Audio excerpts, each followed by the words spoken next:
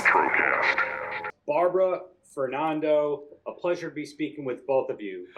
First questions go to Bárbara. How are you? And how does it feel to be answering the same questions over and over and over again? I'm great. Thank you for asking. I'm super happy that we are coming to an end in this first season with Las Azules, Women in Blue. Very happy to be in it. Very excited and very, very grateful, for being able to tell a story like this and to work with this beautiful and amazing director that I have here on my side. And I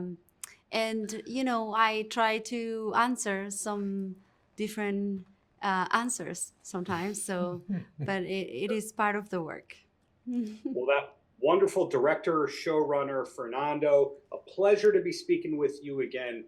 How long was it from going, this is an incredible first script, to it actually premiering on Apple TV Plus? 2.5 years. 2.5 years. We're also, it's include that time includes like a 9-month period from when I had the show ready to when we actually premiered, because a lot of this was the first all Mexican series that Apple TV Plus does. So I know that they really wanted to give it the best possibility in Mexico. So they had a lot of things to do and a lot of things to set up before they sort of started releasing it. So 9 of those months was like just waiting, and I had nothing to do but wait and just feel anxious and get little sleep. But the rest of the time was creative, and the rest of the time was beautiful, and the rest of the time was working with these actors and actresses and our crew, who's incredible, and try to find all these corners of Mexico City that are still stuck in the 70s. In a good way. In a great way. In a good way. Now, Bárbara, the role of Maria, is that one of the more challenging roles you've ever had? Definitely yes. Even though Maria and I, we are very similar in many ways. The journey of Maria, the internal transformation that she goes through in the whole show,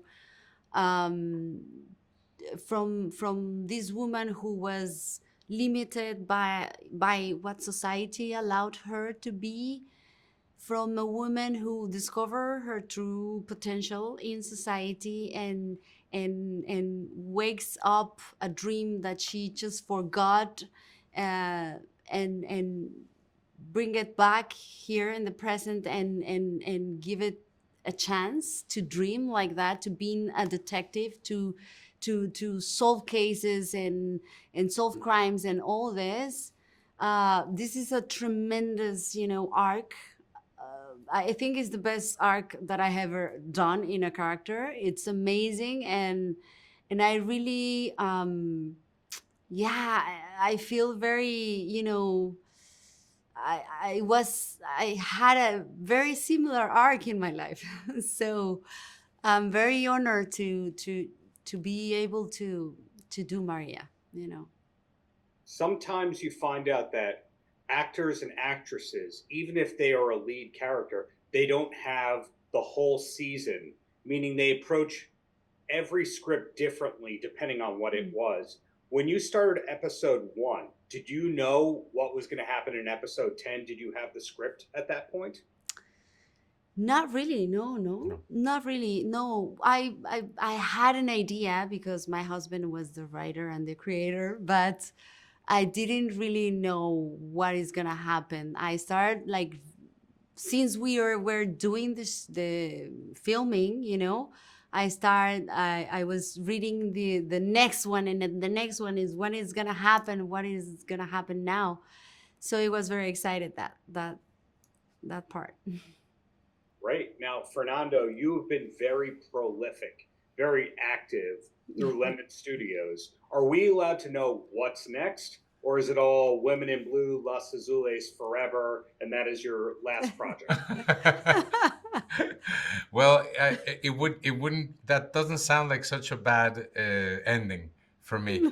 I would definitely, my heart right now is in the hopes of a second season for Las Azules. Should that happen, I would be thrilled to go back to the 70s in Mexico and continue that story.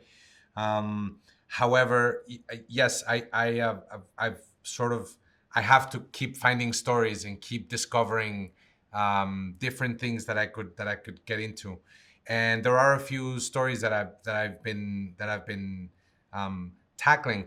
I've been sort of obsessed with true stories since Las Azules, and there's a there's a, I mean, I'm not really working on this, but there's a something that happened during the same time that Las Azules were existing in 1971, which was the first World Cup, the first Women's World Cup in Mexico City.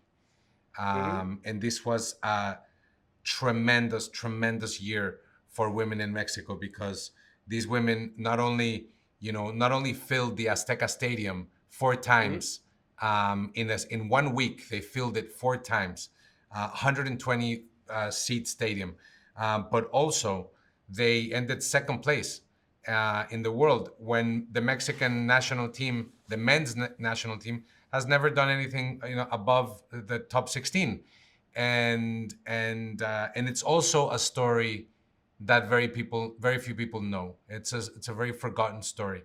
So for some reason, thanks to the Azules, I am digging through stories that have been buried or hidden, that I think have the need to be told, in order to understand ourselves a little bit better. Very interesting. And Barbara, the last question goes to you before I let you go. Is your next project Mistura, or are we allowed to know what the next project is? Yeah, well, Mistura is very close to appear in the world, and I am very proud of that as well. It's a beautiful story. And there is another one that I just did in India and in Mexico, that is a book. It calls dos hemisferios de Luca, The which two is, the two hemispheres of Luca. yeah, exactly. And it's a movie as well, so that is gonna be here very soon as well. Well, congratulations on this excellent season. I hope we get a second season. And it sounds like there's wonderful projects coming from both of you in the near future. So looking forward to all that, and thank you for your time. Thank you for Thank you so the much. different questions. Paltrocast.